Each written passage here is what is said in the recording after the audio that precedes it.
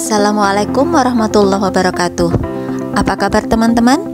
Ini adalah video dokumentasi pelatihan Biosaka dan N level 1 gelombang ketiga bersama relawan padi Jawa Tengah. Dan karena videonya terlalu panjang, maka kita membaginya menjadi 5 bagian. Dan ini adalah bagian yang kedua. Air hujan itu subur. Kalau jenengan kaji lewat jenengan buat POC, itu bohong air hujan bisa subur. Karena acuan POC itu kan sampai ribuan kan TDS-nya. ppm-nya sampai di atas 5.000 bahkan 10.000, semakin banyak semakin bagus. Sementara air hujan itu cuma di bawah 20, kira-kira bisa menyuburkan nggak? Hah? 20 itu apa? Rano 20 part per milian loh Pak. Hah? Hampir itu kalau 99% itu kadarnya air murni, tidak ada partikel yang terlarut gitu loh. Kadang kalau buat pupuk itu ada yang sampai tidak terbaca TDS loh Pak, saking pekatnya. Terus siapa di sini yang pelaku organik? Ada enggak yang buat pupuk organik pakai air lindi, sampah rumah tangga, sampah pasar, ada enggak? Ada? Itu bagus nggak untuk tanaman? Bagus, tapi hari ini saya sarankan jangan. Hama itu nggak datang karena hama itu ada kan jenengan undang. Jadi jenengan ketika pakai buah-buahan itu jenengan sedang Sherlock kepada hama. Ketika datang jenengan bingung usirnya.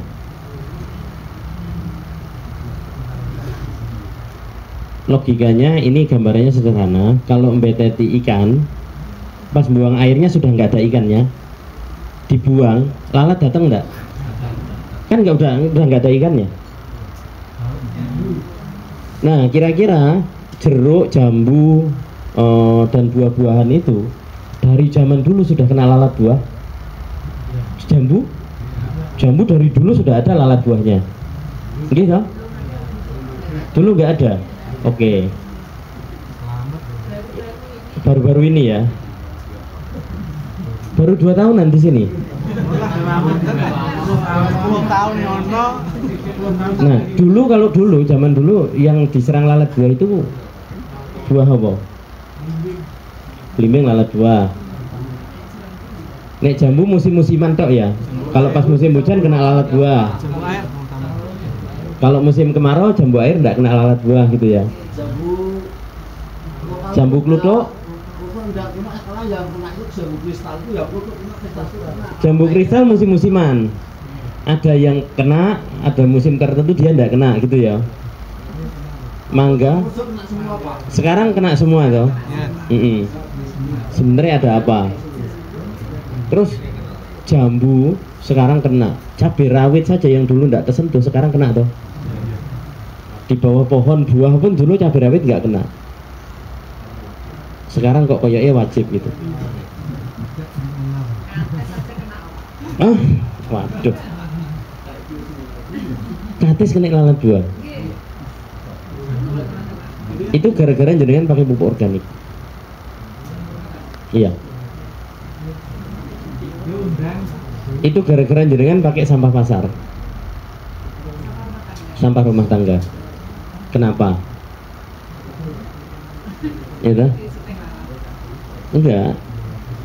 Dalam budidayanya mereka saja kita sudah bingung untuk mengatasi lalat buahnya. Kenapa saya memperkenalkan dulu Biosaka Pak? Ya, itu sebenarnya agar menjadi pemikiran dasar awal. Saya sudah kasih kode, satu saja digigit hama itu sudah nggak kepake. Jangankan digigit hama, nempel saja itu sudah nggak boleh. Kenapa? Satu gigitan hama itu meninggalkan bahan kimia itu yang bisa mengundang hama yang lain.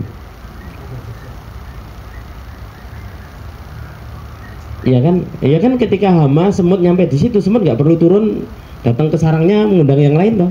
Tiba-tiba semut yang lain nyusul toh. Ya, itu sekelas semut. Nah, hama yang lain yang terbang itu sama seperti lebah. Mereka jenis serangga. Mereka punya sayap, punya antena. Ketika nabrak gelombangnya sesuai, dia akan datang Pak. Itu Sherlock namanya. Iya toh? Itu sensor panas yang juga sama-sama dipakai, ditiru bagaimana militer itu setting rudal, itu titik panas. Kita kalau minum Paramex 1 saja dalam 3 bulan masih ditanya dokter enggak kalau mau donor. Dalam 3 bulan terakhir ada enggak minum obat? Ada enggak pilek? Ada enggak batuk? Ditanya toh. Kenapa darah kita masih terkandung? Nah, bahan kimia itu ikut ke jaringan enggak ketika diserang hama? Jangan-jangan Mbak, jenengan itu tidak bisa mewujudkan pertanian organik. Sulitnya bertani organik karena hama, tapi hama itu tidak nyerang jenengan yang undang. Buah-buahan yang busuk, jambu air, mangga yang jatuh, jambu yang busuk-busuk itu dibawa pulang dijadikan pupuk. Sayur-sayuran yang di sana sendiri bingung lek ngatasi hamanya, jenengan pakai pupuk.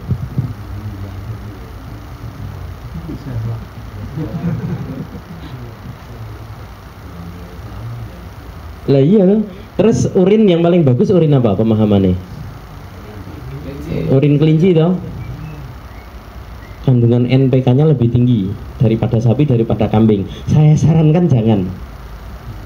Urin kelinci jangan. Kenapa? Kelinci itu paling disenangi tikus. Banyak kasus anak kelinci itu dimakan tikus.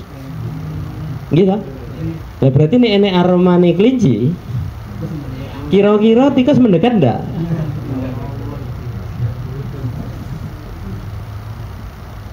Jadi kira-kira tikus datang ke sawah itu gara-gara siapa? Gara-gara jenengan undang sendiri, terus jenengan bantai gitu toh. Sherlocknya itu pesta, Sherlocknya itu makanan, jenengan itu ngundang dengan sinyal undangan pesta gitu loh. Begitu datang jenengan bingung, bunuh semua. Nah itu kita sebagai khalifah ya bengis banget ya. Kalau kita pedomani surat Al-An'am ayat 38, dan ini diyakini oleh semua kepercayaan, hewan itu juga punya Tuhan nggak? Nah, semua hewan ya itu adalah makhluk sama seperti kamu. Dia juga bertasbih, dia juga menyembah gitu loh. Ketika kamu membunuh mereka, menghentikan berapa banyak tasbih? Loh, terus rumput di kitab suci juga gunung, batu, pohon, semua yang Allah ciptakan itu bertasbih gitu loh, termasuk air dan yang lain-lain. Ketika jangan semprot herbisida, berapa banyak tasbih terputus? Dalam 1 hektar misalnya. Oh ini kacau Pak, bener kacau banget. Nah jenengan percaya bahwa mereka bertasbih dengan caranya. Ketika jenengan butuh bunuh miliaran itu berarti jenengan kan memutus tasbih loh. Wajar Pak, dewe iki soro saiki. Nah hari ini kenapa padi kita tidak mampu beradaptasi seperti rumput? Kenapa jagung kita tidak mampu tumbuh sebaik rumput? Alasannya kan ya karena rumput tanaman liar gitu toh. Ciri-ciri tanah kita subur itu apa? Ya buktinya rumput di atasnya tumbuh dengan subur toh. Tapi mohon maaf, pernah ngelihat tanaman tumbuh di tembok subur? Tanamannya subur? Kira-kira temboknya subur apa enggak? Kalau identifikasi kasus sudah ingkrah sekalipun, kemudian ditemukan fakta baru, bisa direka ulang enggak? Identifikasi yang sudah ini bisa gugur dulu enggak? Gugur. Kenapa? Karena ditemukan fakta baru. Akhirnya dilakukan investigasi ulang. Begitu boleh enggak? Iya.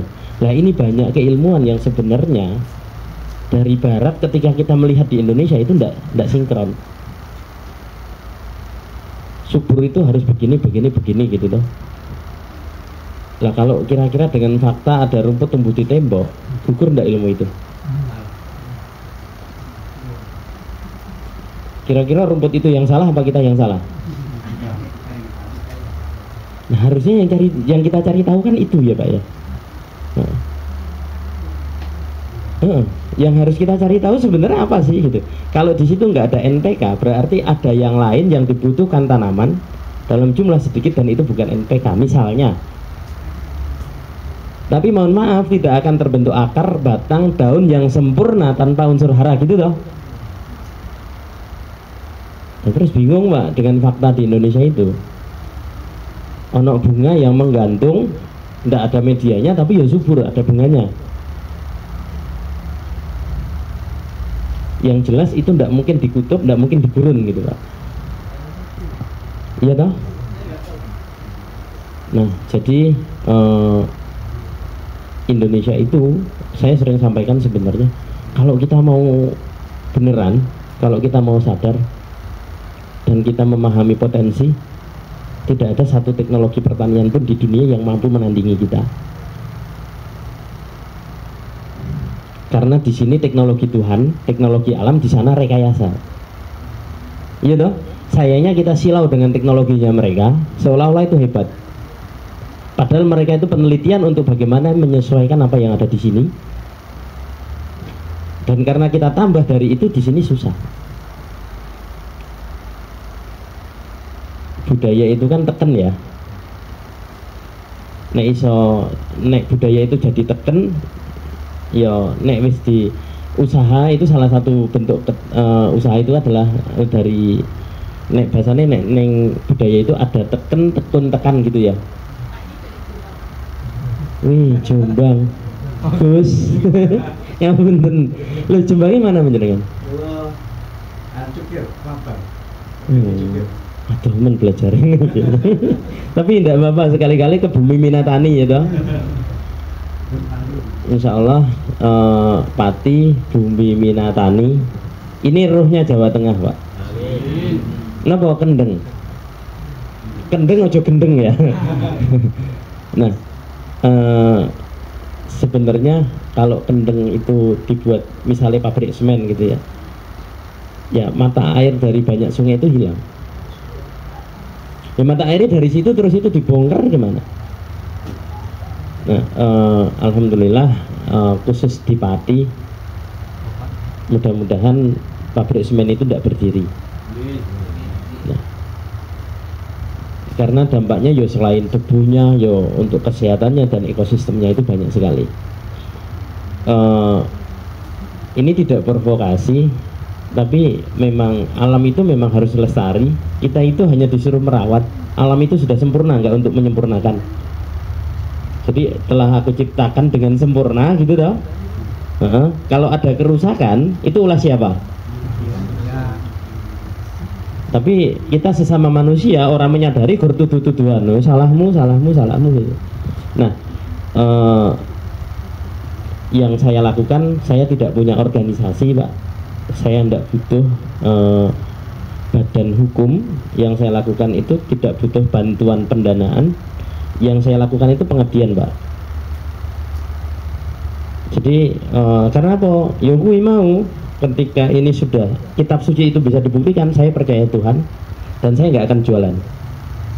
Tapi kalau isi kitab suci tidak bisa dibuktikan, ya saya tidak akan percaya Tuhan. Ya ternyata ketika kita dikekang dengan aturan yang isinya dengan angan-angan itu, kita takut Pak, ternyata tidak bisa dibuktikan gitu loh. Nah itu kan berarti nakal toh Pak saya ini. Nah ini anggap saja saya nebus dosa gitu. Saya jalan ini nebus dosa, salahin nantangi. Itu serius Pak. Karena ketika saya buka, ya mohon maaf tadi Mas siapa Mas? Mas Damar ini tak suruh buka Al-Baqarah 265. Mas kira-kira itu ngapusi moral? Iya kan? Kalau hujan lebat panennya 2 kali lipat. Kalau tidak ada hujan embun pun memadai. Kira-kira jenengan percaya enggak? Yakin? Yo yakin mong kuwi Gusti Allah sing ngomong ngono to. Tapi dalam faktanya ketika hujan lebat jenengan gagal panen, cabai paten posarium gitu toh. Padahal di situ ngomongnya tambah subur, panennya 2 kali lipat. Kalau tidak ada hujan embun memadai gitu. Ayo, yang salah yang mana? Ya. Ketika jenengan tidak percaya satu ayat saja, dibuka. Jadi dulu itu Pak, dibuka dengan zalikal kitabul la raiba fi, terus ditutup dengan sadaqallahul azim, itu saya tidak terima. Jenengan berani tidak kayak gitu?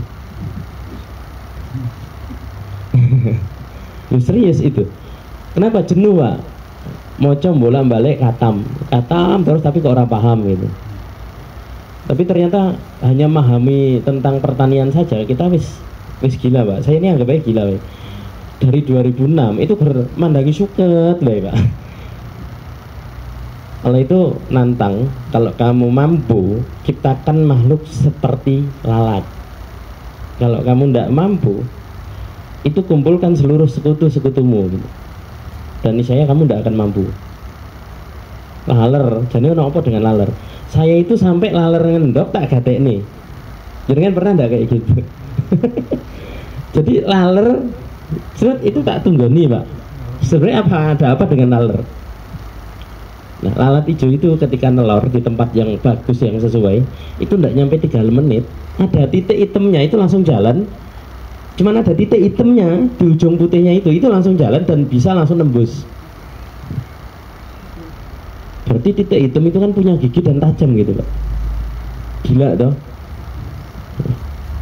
Jangan ngomong nyamuk itu larvanya gila. Itu serem kayak monster kalau diperbesar. Ternyata yang paling sederhana itu alat. Titik putih langsung jalan nembus. Coretan putih itu ya saking penasarannya. Terus pokoknya banyak fakta yang akhirnya ketemu surat Luqman ayat 27 itu. Kalau seluruh pohon jadi pena dan seluruh laut jadi tinta, ditambah 7 kalinya hingga mengering, itu tidak akan habis toh. Nah, sementara kita memperdebatkan tulisan-tulisan yang sebenarnya kita tidak ngerti Pak, itu benar apa salah gitu loh. Nah, saya cuman mikir, saya tidak mau yang rumit-rumit, saya mau yang sederhana. Tapi yang sederhana itu bisa jadi solusi. Nah, jadi setiap ayat kebangkitan dari semua kitab suci, bahkan kitab budaya, itu selalu nyatut rumput Pak.